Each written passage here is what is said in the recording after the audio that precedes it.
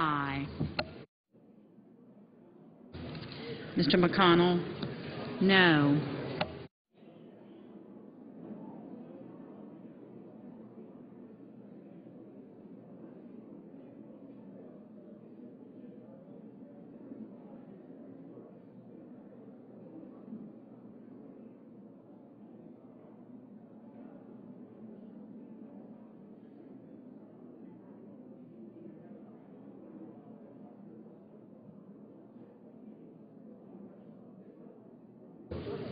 Mr. Rockefeller?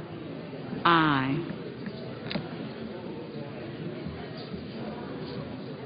They're ready. Response time.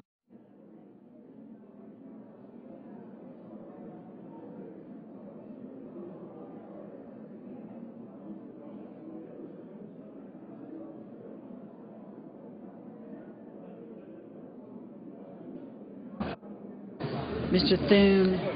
Aye. Mrs. Feinstein? Aye.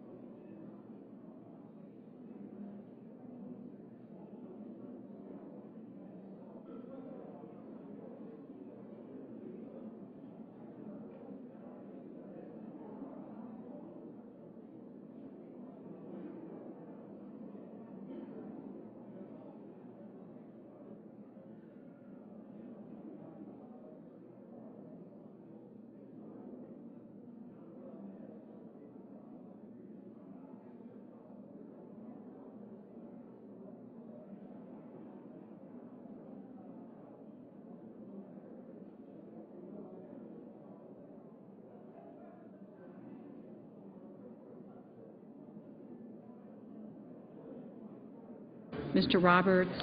Aye.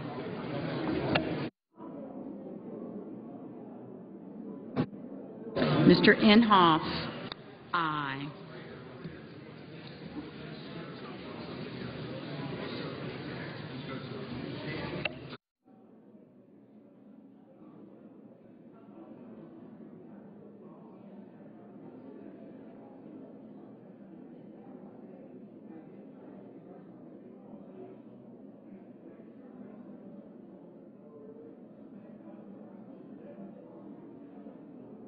Mr. Blunt?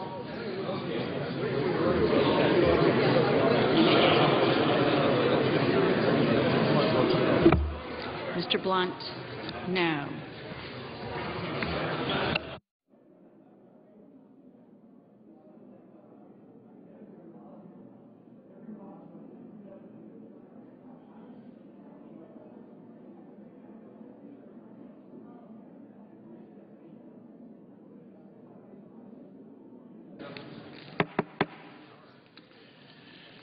Does any senator still wish to cast a vote or change a vote?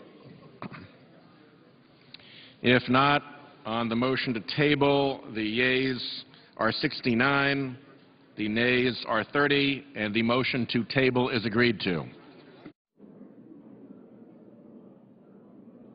The substitute amendment as amended is agreed to. The clerk will read the bill for the third time.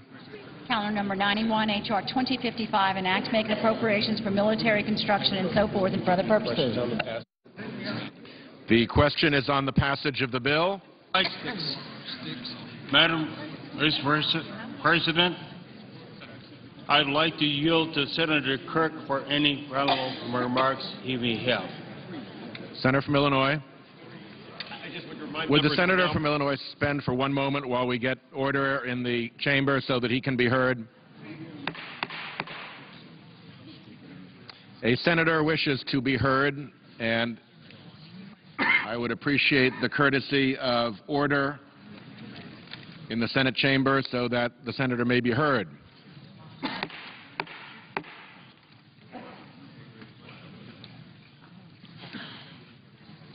Please proceed.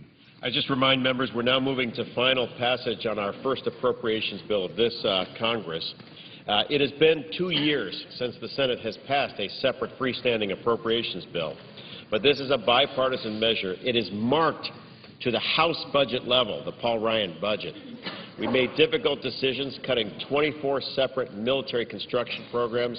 We denied the Veteran Court of Appeal new building, and we came in below the President, about $1.2 billion below the President, $620 million below last year, and even $2.6 million below the House-passed bill.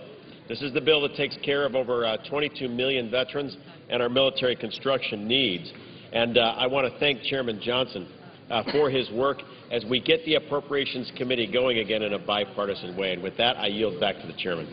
Mr. President, shortly we will be voting on final passage of the MilCon-VA appropriations bill. I would like to thank Leaders Reid and McConnell and Chairman Inouye and Vice Chairman Cochran for their leadership and support in getting us to this point. I would especially like to thank my ranking member, Senator Kirk, for his cooperation and support in crafting this bill and sending it through the Senate. I'm confident that we would not be where we are today without his help and hard work on this bill. I also thank my colleagues for helping us to move this bill forward by rejecting dilatory amendments and by showing restraint and offering amendments to this bill. A number of senators have filed amendments that are very important to them but also controversial or not relevant to the bill. I appreciate their willingness to postpone debate on some of these issues so as not to bog down this bill. For example, I note that Senators Webb and Warner feel very strongly. For example, I know that Senators Webb and Warner feel very strongly about their amendments regarding the home porting of a Navy carrier on the East Coast. And I know that the Florida senators have equally strong feelings on this subject. I understand that the Defense Authorization Bill includes a provision mandating a GAO report on this issue, and I appreciate the willingness of both delegations to postpone the debate on their carrier issue so that we can focus on timely passage of this appropriations bill. Mr. President, I also thank the subcommittee staff who do the heavy lifting in the drafting and managing of the bill on the floor. As I have said many times, this is a good bill, it is bipartisan, and it is responsible. I urge all of my colleagues to support it. Oh, if the gentleman would yield for one. Yeah. I also want to thank Dave Schiappa and Laura Dove and Ashley Messick on the floor for guiding this through, Chairman Inouye and especially his staff director, Charlie Hoy, Vice Chairman Cochran, and his staff director, Bruce Evans. I want to thank Chairman Johnson, especially Tina Evans, Chad Shulkin, Andy Van Blandingham, Dennis Balcom, Deanna Lettieri, and Patrick Magnuson, who have brought this first appropriations bill of this Congress through. And with that, I yield back to the Chairman. I ask for the yeas and nays on the passage of this bill. Is there a sufficient second? There appears to be a sufficient second. There is a sufficient second. The clerk will call the roll. Mr. Akaka. Mr. Alexander.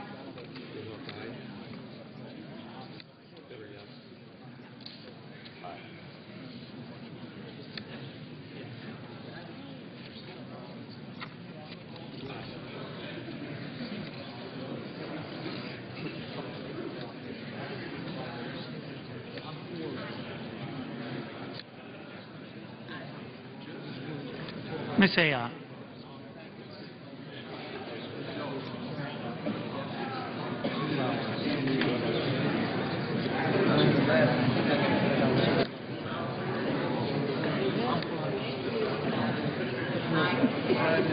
Yeah, I should.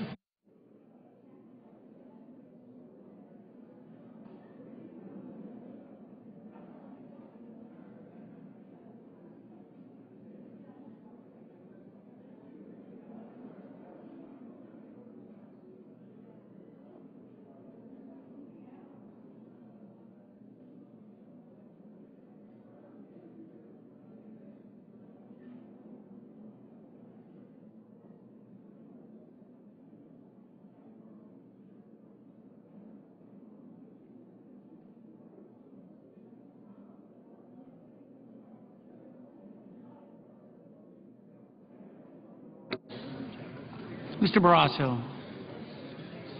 Mr. Balkus. Mr. Begich. Mr. Bennett. Mr. Bingaman. Mr. Blumenthal.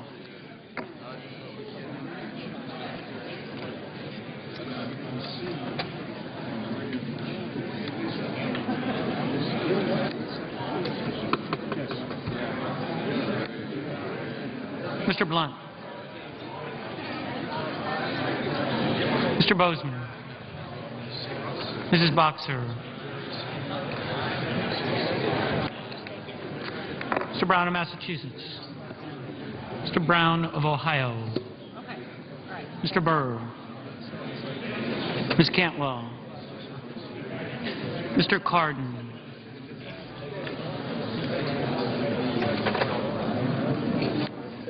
Mr. Carper.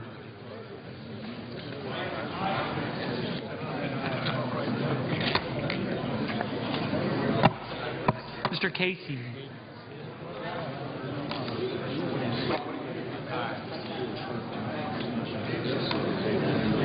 Mr. Chambliss. Mr. Coates. Mr. Coburn. I like you too. I like her better.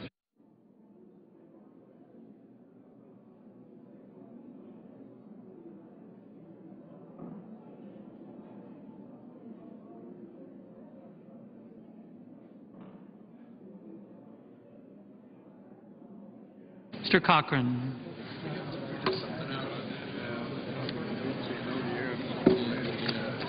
Ms. Collins.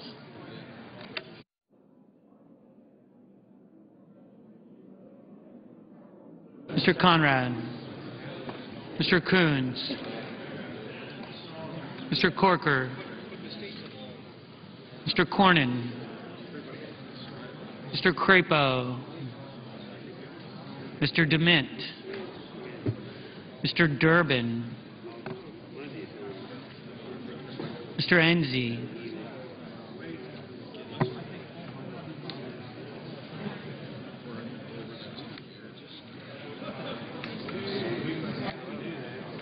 Mrs. Feinstein. Mr. Franken. Mrs. Gillibrand.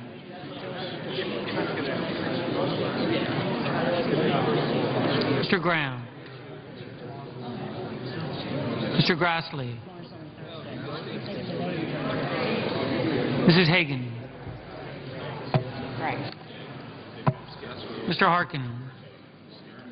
Mr. Hatch.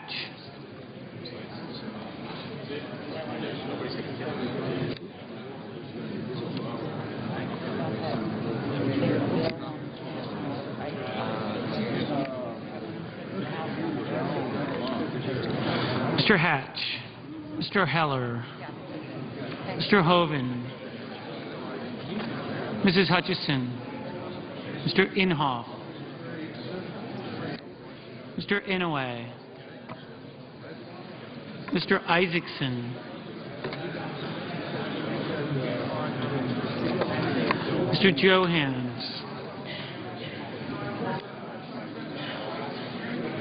You can read that, okay?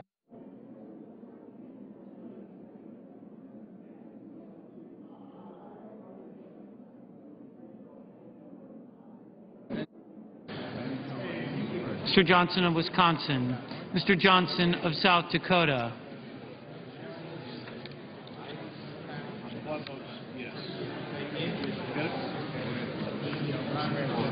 Mr. Kerry. Mr. Kirk. Ms. Klobuchar. Mr. Cole. Mr. Kyle. Ms. Landrieu.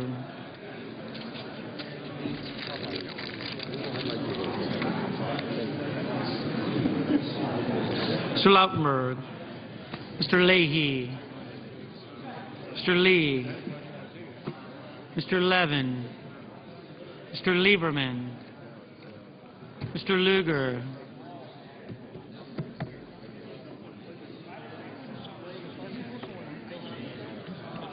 Mr. Manchin. Mr. McCain, Mrs. McCaskill, Mr. McConnell,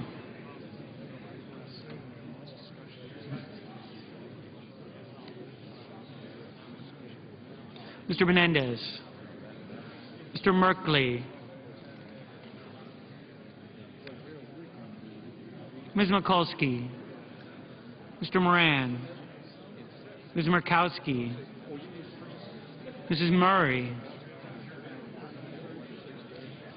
Mr. Nelson of Nebraska, Mr. Nelson of Florida, Mr. Paul, Mr. Portman, Mr. Pryor, Mr. Reed of Rhode Island, Mr. Reed of Nevada, Mr. Risch, Mr. Roberts, Mr. Rockefeller, Mr. Rubio, Mr. Sanders, Mr. Schumer, Mr. Sessions, Mrs. Shaheen, Mr. Shelby,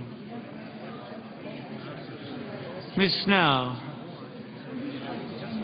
Ms. Stabenow, Mr. Tester, Mr. Thune, Mr. Toomey, Mr. Udall of Colorado, Mr. Udall of New Mexico, Mr. Vitter, Mr. Warner,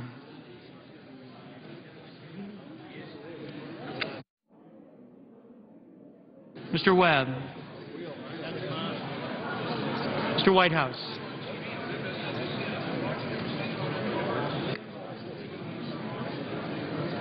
Mr. Wicker,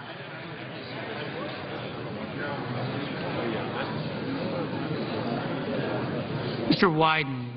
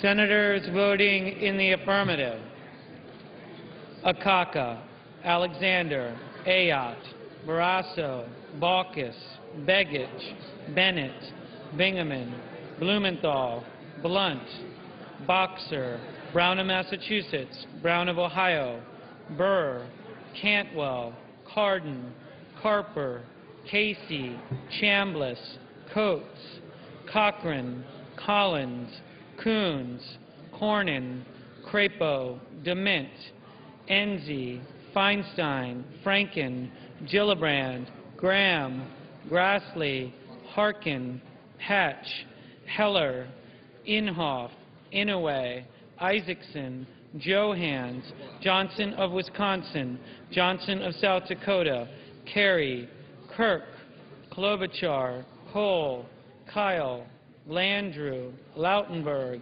Leahy, Lee, Lieberman, Manchin, McCain, McCaskill, Menendez, Merkley, Mikulski, Moran, Murkowski, Nelson of Nebraska, Nelson of Florida, Hall, Portman, Pryor, Reed of Rhode Island, Risch, Roberts, Rockefeller, Rubio, Sessions, Shaheen, Shelby, Stabenow, Tester, Toomey, Vitter, Warner, Webb, Whitehouse, Wicker, Wyden.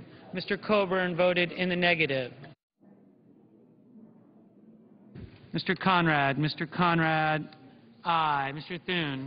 Thune, aye. Mr. Sanders, aye.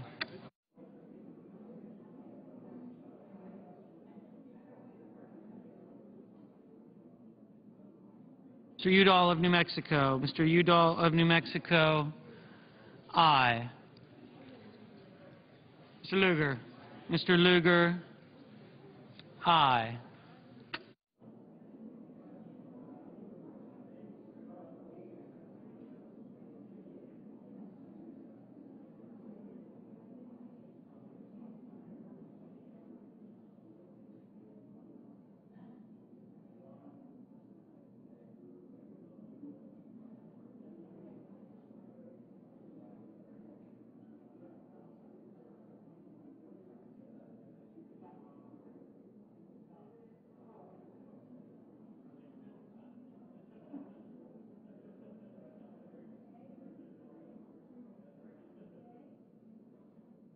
Mr. Hoven, aye.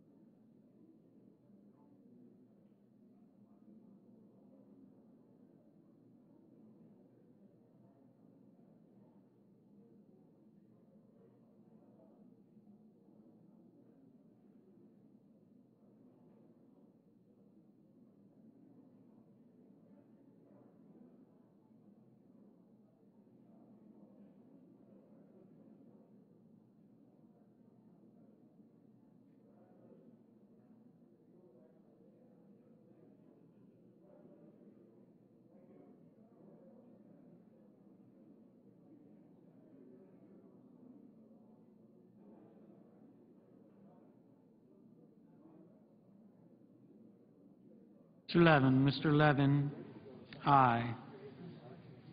Mr. McConnell, aye.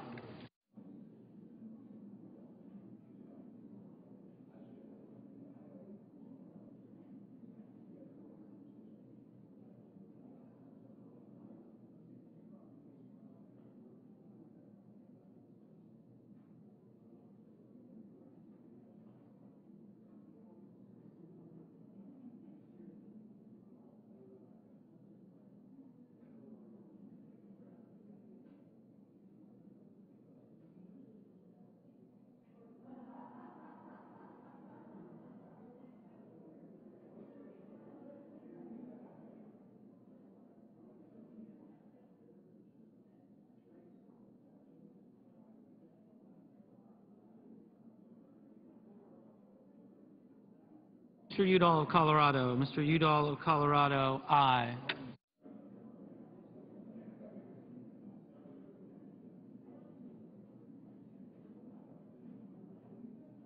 Mr. Corker, no.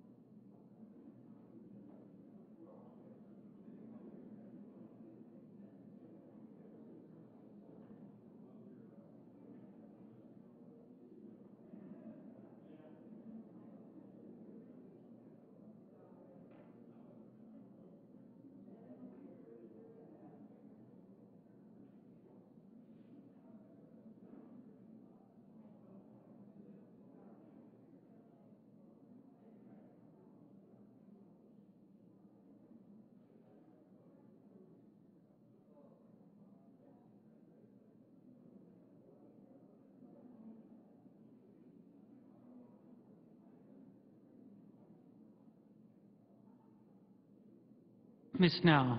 Ms. Snow, aye.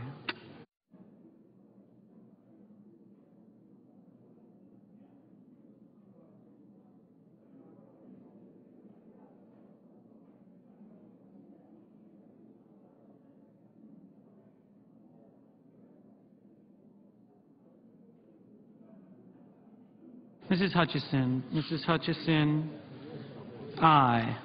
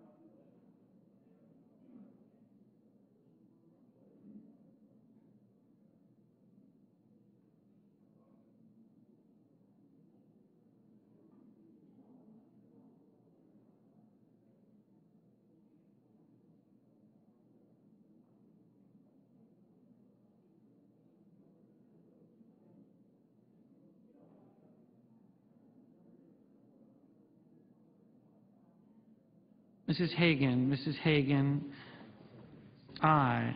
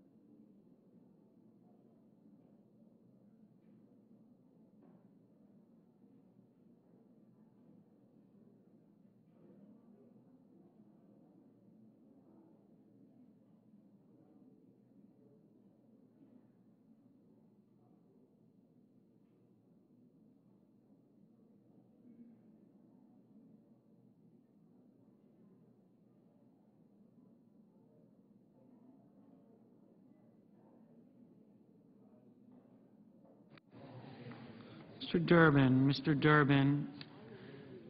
Aye. Mrs. Murray. Mrs. Murray. Aye.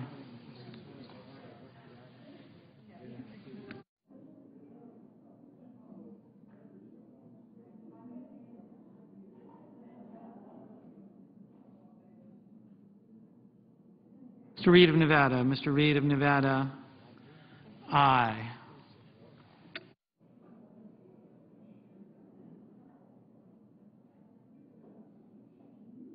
Mr. Schumer. Mr. Schumer. Aye.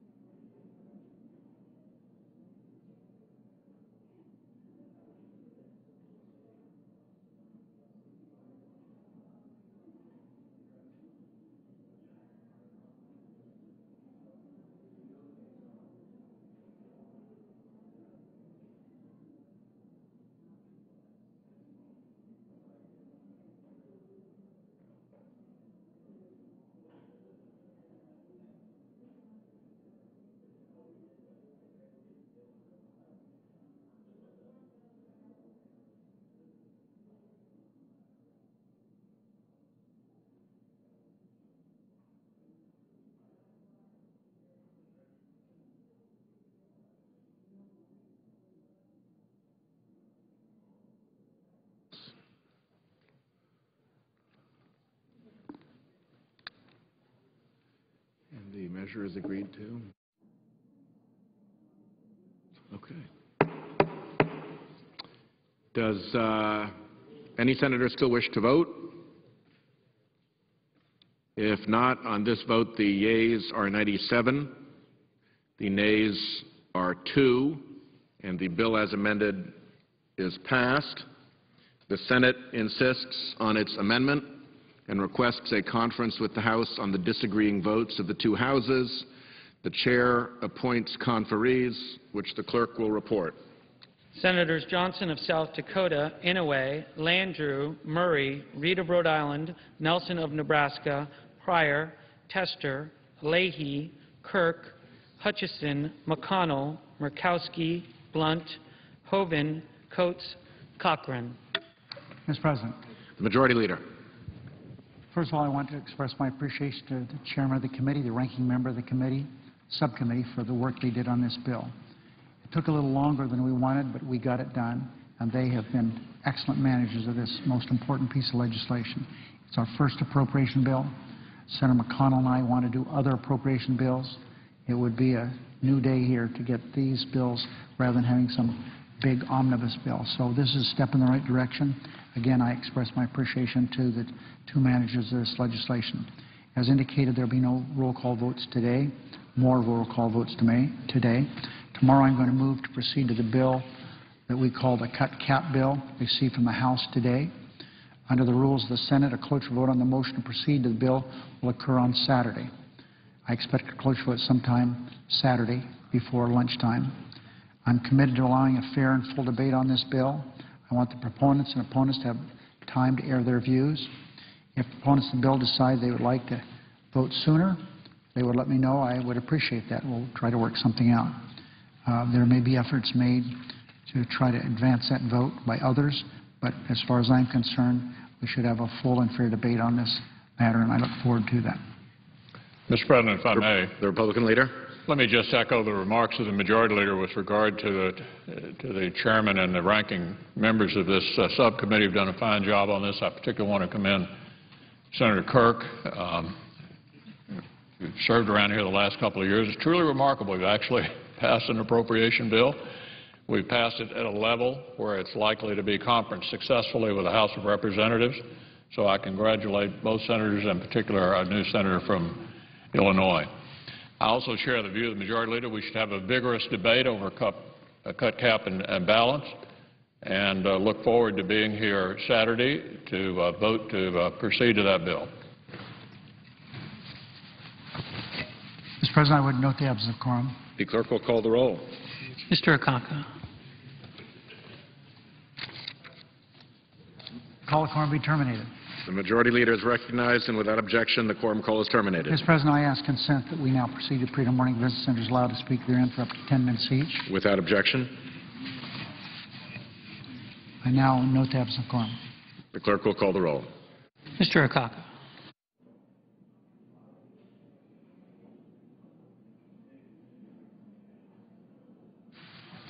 Mr. President. Senator from Illinois. Mr. President, I ask to suspend the quorum call and speak as if the morning business. Without objection, Mr. President, I just want to once again extend my thanks to Chairman Johnson. This bill passed now by a vote of 97 to 2. It is the first appropriations bill separately passed by the Senate since November of 2009. It represents a substantial achievement of bipartisan cooperation between the majority and minority. It meets the needs of our over 22 million veterans and the military construction needs of the Army, Navy, Air Force, and allied services around the world. I'm very happy that the Senate has begun working again on separate appropriations bills. I really want to commend our chairman, Chairman Inouye, and our vice chairman, Chairman Cochran, for getting this moving forward, as well as the leadership staff.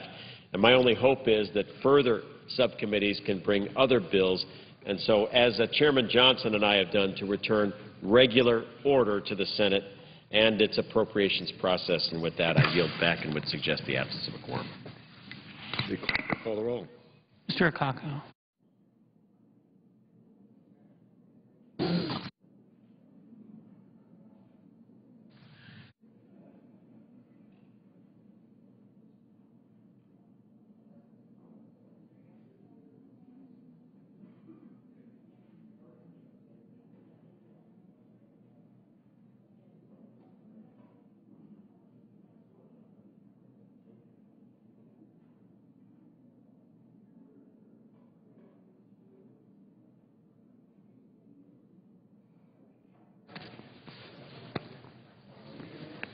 Mr. President.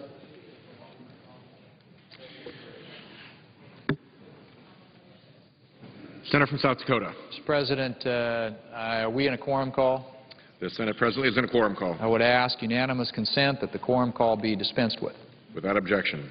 Mr. President, I also ask unanimous consent to engage in a colloquy with the senator from New Hampshire. Without objection. Mr. President, I've been coming down to the floor now for several weeks to talk about the need to restrain spending and to cut our deficit. And as we look at the next few days, we're going to have an opportunity to debate something that does that. We're going to be talking about the cut, cap, and balance plan. The third part of this plan, the balanced budget amendment, something I've supported since I first ran for the House of Representatives about 15 years ago. This past week, though, I received a letter from a Boy Scout in South Dakota who was writing in to earn a merit badge. And I'd like to read an excerpt from that letter. This is what he said, Mr. President, and I quote, "I feel that the federal government needs a balanced budget. If we don't, the debt gets larger each year. I feel that there are two solutions for this. In our house, we are careful to only spend what my mom and dad earn. The needs come first, and what is left is for wants. Many times we were told no when we asked for something. With my allowance and lawn mowing money, I divide it between donations, saving, and spending. I can't spend more than I make," end quote. And I think there are two very powerful things in this statement, Mr. President. The first is that the need for a balanced budget is obvious, even to this young man, because like him, we cannot spend more than we make. The second is that this has a profound impact on the younger generation. The debts that we're running up now will have profound impacts on our children and our grandchildren. I have the senator from New Hampshire is on the floor today, and she is someone who is fairly new to the Senate, but has already had an immediate impact on many of these budget and spending debates. And she is also the mother of two young children, each of whom is carrying a $46,000 debt. And I would just ask the senator from New Hampshire about those two young children and the $46,000 burden that has been placed on them by this $14.3 trillion national debt that we have. Do you feel comfortable having your children owning essentially $46,000 of this massive national debt that we've accumulated now for the past several years? Well, I thank my colleague from South Dakota This is such an important issue. As you pointed out, as your constituent has written you, as the mother of 2 children, I'm deeply concerned with what is going to happen to the next generation if we continue to kick this can down the road, and if we don't use common sense to balance our budget. You know, it's funny, when you go back home, you hear from people. I know I've heard from my constituents in New Hampshire. I'm sure you hear the same in South Dakota, that basically only in Washington would the notion of balancing your budget be called extreme or something else. I mean, it's common sense that you can't spend more money than you have, and I think that we need to make sure that we pass this cut, cap, and balance plan, because it's a common sense plan for how we could raise the debt ceiling and ensure that we don't continue along this cycle of continuing to increase our credit and not have a plan to pay our bills, and borrowing money from China. That's got to stop. When you think about all the money we've borrowed from a country like China that doesn't share our values, well, this cut, cap, and balance plan is, right now, there is no other plan that has been presented. It was just passed by the House of Representatives on a bipartisan basis, and we could do this now and put ourselves on a path to a balanced budget and make sure that your constituent, I know that you're a father as well, that our children don't bear the burden of our failure to make the real decisions today and to continue to kick this can down the road. We owe it not only to everyone in our generation, but to our children and our grandchildren. I wanted to ask the senator from South Dakota, the cut, cap, and balance plan puts an emphasis on cutting spending instead of raising taxes to bring down our deficits and our $14 trillion debt. Do you believe that's the right approach for America? Well, absolutely. And I would say to my colleague from New Hampshire that the cut, cap, and balance approach is the correct way to approach this problem, because it focuses on spending. It makes cuts to spending today, real cuts this year to this year's budget. It caps spending in the near term, and then it puts in place a balanced budget amendment that would require Congress to balance its budget in the future years. Now, obviously, that's something that many states have. My state of South Dakota has that. I know that the Live Free or Die state of New Hampshire has had some very distinct views and direct views about the role of government in making government's role limited and keeping spending under control, living within your means. And this cut, cap, and balance approach to that, in my view, is the correct approach, because it does put the emphasis on getting spending under control. And if you look at the 5 times that our country's balanced the budget, since 1969, the average amount that we spent was just under 18.7% of our GDP, in other words, of our entire economy. This year, we're set to spend 24.3% of our GDP. That's just on the federal government. And historic highs. If you look at the President's budget, he spends substantially above this average for every year in his budget. You literally have to go back to the end of World War II to find a time when we spent this amount as a percentage of our GDP on the federal government. Now, part of the reason for this is the huge increase that we've seen in non-defense discretionary spending between 2008 and 2010. In fact, in those 2 years in which the economy was hurting and families everywhere were having to cut back, these accounts increased by a mind-boggling 24%. Now, this year, part of our deficit is also caused by low tax receipts, which are caused by a slow economic recovery. But if you look at the tax revenue that we brought in 2006 and 2007, we brought in over 18% of GDP in both years. So if we're able to constrain spending, we know that we'll be able to balance our budget once our economy improves. And I would argue that one of the ways that we help our economy improve and get back on track is to get federal spending under control. 2006 and 2007, the income tax code, the way that we collect taxes, is very similar to what we have today. We brought in over 18% of GDP in both of those years. So when we get back to a more normal, I think, footing in terms of the economy, we will see revenue start to come back, but we've got to get spending controlled and actually start to rein in the out-of-control spending that we're seeing here in Washington, D.C. If there's still a gap, even if we get back to 18% of GDP in terms of what we collect in the form of tax receipts, there's still 23, 24, 25% of GDP that the President wants to be comprised of federal spending.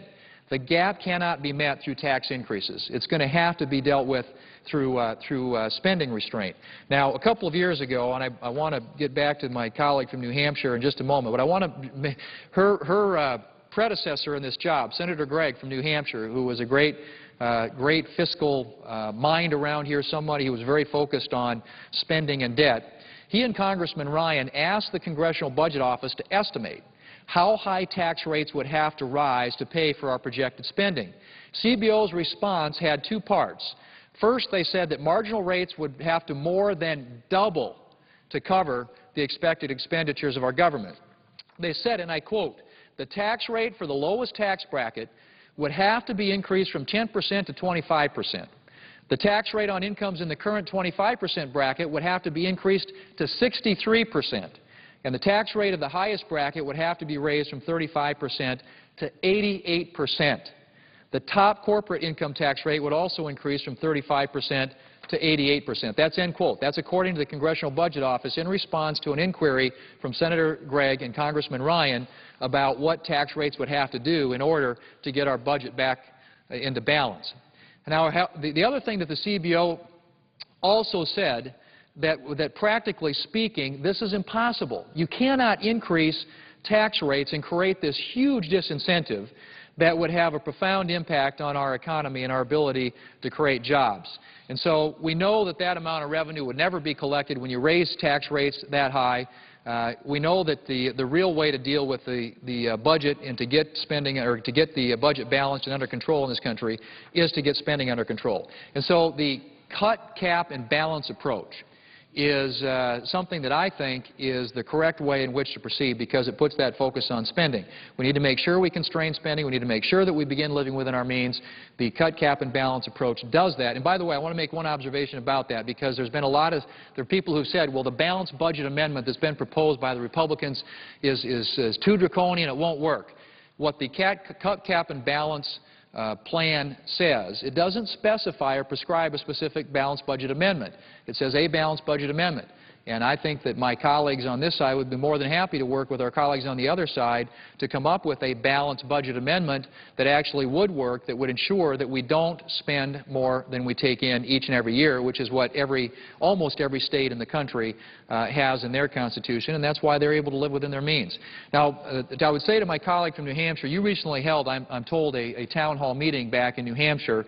And I'm interested in knowing what your constituents had to say, because I think New Hampshire has always been a good barometer when it comes to fiscal issues. What did they think about this crisis that we're facing? And do they believe that the way that we ought to deal with this would be to constrain spending and to get our budget balanced in that way as opposed to moving toward raising taxes, which is what many of our colleagues on the Democrat side and the President have suggested doing? Well, I thank you. What I've certainly heard from my constituents in New Hampshire, we do have a requirement that we balance our budget. And it's not easy to make those tough choices, but that is what I've heard from my constituents. They don't understand why in Washington there is controversy over the notion of balancing your budget, because at home people are balancing their budget, families balance their budget, businesses balance their budgets. You know, I meet with business people and they just look at me in disbelief when they say, I don't understand why in Washington they don't look at what you have to spend and base what you're going to do in Washington based on what money you have. It really comes down to common sense. And one of the biggest issues I've heard from my constituents that they're concerned about is that it's been almost over 2 years, 800 days, over 800 days since we passed a budget in the United States Senate. And the notion that we've been operating without a budget and running well over trillion-dollar deficits and haven't sat down and done the hard work of rolling up our sleeves, allowing the Budget Committee to do its work, I think people are astounded by that in New Hampshire, because they understand that if you don't have a basic blueprint for our country on how we're going to spend money, the end result is what we've gotten, is continuing to run up deficits, continuing to spend money that we don't have, continuing to borrow from countries like China that don't share our values. And one of the things that is very important about this cut, cap, and balance plan is that it cuts $111 billion in fiscal year 2012, and it places firm caps on future spending, contingent upon the House and Senate passing a balanced budget amendment, which is so important, as we've talked about, to let's let the states decide. I mean, really, this is about sending it to the people of this country and allowing them to say whether or not we should balance our budget. I know what the answer will be in New Hampshire. They will say, yes, please balance the budget. This also, if you look at where we are with, as you've mentioned, with respect to spending in terms of the size of our economy, you know, we're over 24% of our GDP that we are spending right now, well above our historical level, well above the amount of money that we're bringing in, and yet the only fiscal plan that the President brought forward would massively increase our debt over the next decade, so much so that not even one person, one member of his own party in the United States Senate would vote for that budget.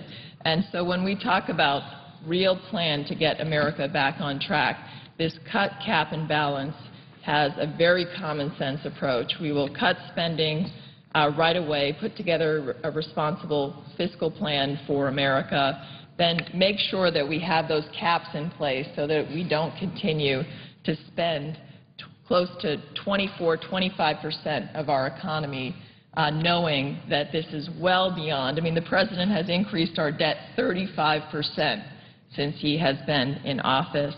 And then finally, let's put to the states the question of whether they think it makes sense to balance our budget, because I think we know what the answer will be there, that they will say, yes, please, balance your budget like we have to do at home, like we do in state government.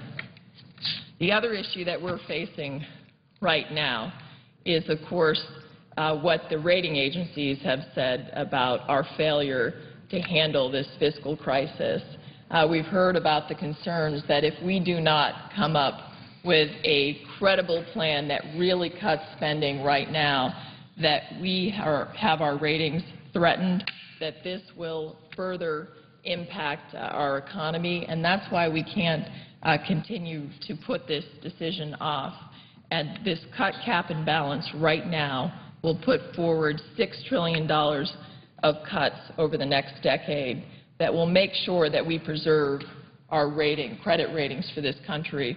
We'll make sure that we focus on economic growth to get people back to work, because if we raise taxes the way that CBO has suggested based on the questions from Senator Gregg and Congressman Ryan, we know that that's going to hurt the American taxpayer. It's going to hurt our job creators in this country. I also happen to come from a small business family, and I know that the impact on raising taxes in the way that was described, if we had to raise taxes to address the spending problem we have in Washington, it is going to hurt our small businesses who create the jobs in this country, and that's the last thing we should be doing when we have over a 9% unemployment rate. So I hope that my colleagues will pass this cut, cap, and balance plan right away. The House has passed it, and we can raise the debt ceiling with a responsible plan to cut spending right away, spending caps, and a balanced budget amendment going to the states.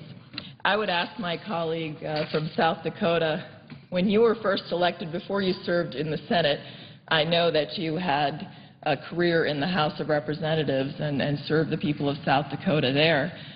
There was a vote on the balanced budget amendment at the time in the Senate, and it only failed by one vote. What do you believe our current fiscal situation would be had the balanced budget amendment passed the Senate at that time? Well, you know, what's remarkable about that is when I first got here, and we did, there was a vote in the United States Senate in 1997. We didn't have the opportunity to vote on it in the House of Representatives, although I think we could have passed it with a two-thirds majority there at the time. because it failed in the Senate by one vote. One. It got 66 votes in the United States Senate. It needed 67. And I can't help but think how different things would be today had we passed the balanced budget amendment then, sent it to the states, I presume, as you do, and I'm sure New Hampshire is not unlike South Dakota, would certainly ratify it. You need 38 states to ratify it, but it would have put us on a path that is fiscally sustainable. And ironically, at that time, the debt was about $5 trillion. We're talking about $14 trillion today. $5 trillion is what it was back then. So that's a $9 trillion increase. If we'd had a balanced budget amendment, we wouldn't have run up this debt. Now, it's interesting because I would point out to my colleague from New Hampshire, too, that if you go back 29 years ago this week, President Reagan led a rally of people, thousands of people on the Capitol, calling for a balanced budget amendment. And he said, and I quote, "Crisis is a much abused word today, but can we deny that we face a crisis?" End quote. Well, I would say to my colleague from New Hampshire that the federal debt at that time was $1 trillion. And President Reagan thought that was a crisis at that time. And obviously we're in a situation now where the debt is 14 times that amount, $14 trillion, since President Reagan 29 years ago suggested that we needed a balanced budget amendment because of the debt crisis that we faced then. Now, a lot of our Democrat colleagues say that we just need to balance our budget. We don't need a balanced budget amendment. My response to them is, as the senator from New Hampshire has pointed out, where's your plan? And we've been sitting here now for 812 days since the Democrats passed a budget in the Senate, and even then, that was a budget that didn't balance. The President's budget that he submitted earlier this year, as the senator from New Hampshire has pointed out, was rejected by the Senate 97-0. When the President sent a budget up here, it was actually voted on in the Senate. It didn't get a single vote in the United States Senate, either Democrat or Republican. So the President took a mulligan on that budget, gave a speech outlining a framework for how he'd cut the deficit. That didn't balance either. So it's clear that the Democrats don't have the will to balance the budget now.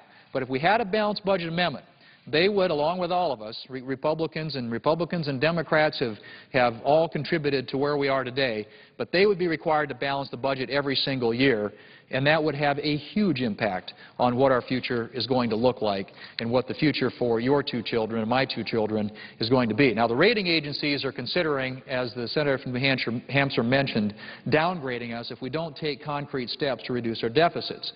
It would have a tremendous impact on interest rates if that happened. Now, as I mentioned earlier today, the 3-year government bond interest rates for Portugal are 19.4%, for Greece 28.9%, and for Ireland 12.9%.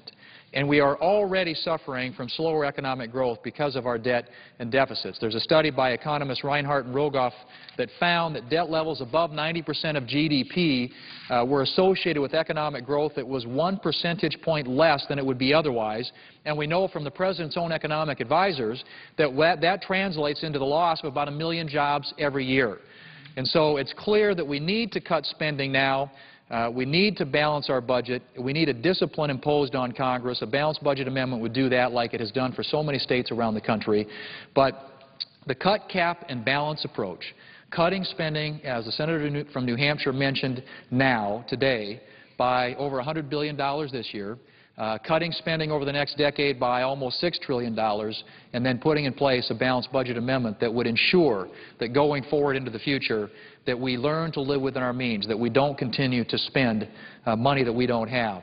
And so I appreciate the observations of my colleague from New Hampshire. As I said, you represent a state that has a great tradition when it comes to keeping spending and government under control. We need that tradition here in Washington, D.C., and I would simply say to my colleague from New Hampshire, I hope that we can find the support among our colleagues here in the United States Senate when we have this vote, and it sounds like now it's going to be scheduled for sometime on Saturday, to get a big bipartisan vote in support of cut, cap, and balance. I know that that's what my colleague from New Hampshire hopes as well, because I do believe it is the pathway that will get us toward fiscal sustainability for the future of this country and put us on a trajectory that is good for our children and grandchildren, doesn't put this nation on the verge of bankruptcy, doesn't have the adverse economic impacts that we're experiencing in real time, both in terms of jobs lost, potential for much higher interest rates that would affect homeowners, people who are trying to get student loans, auto loans, people who are trying to start businesses. It would be absolutely devastating to this economy if that happened. If we don't get our fiscal house in order, that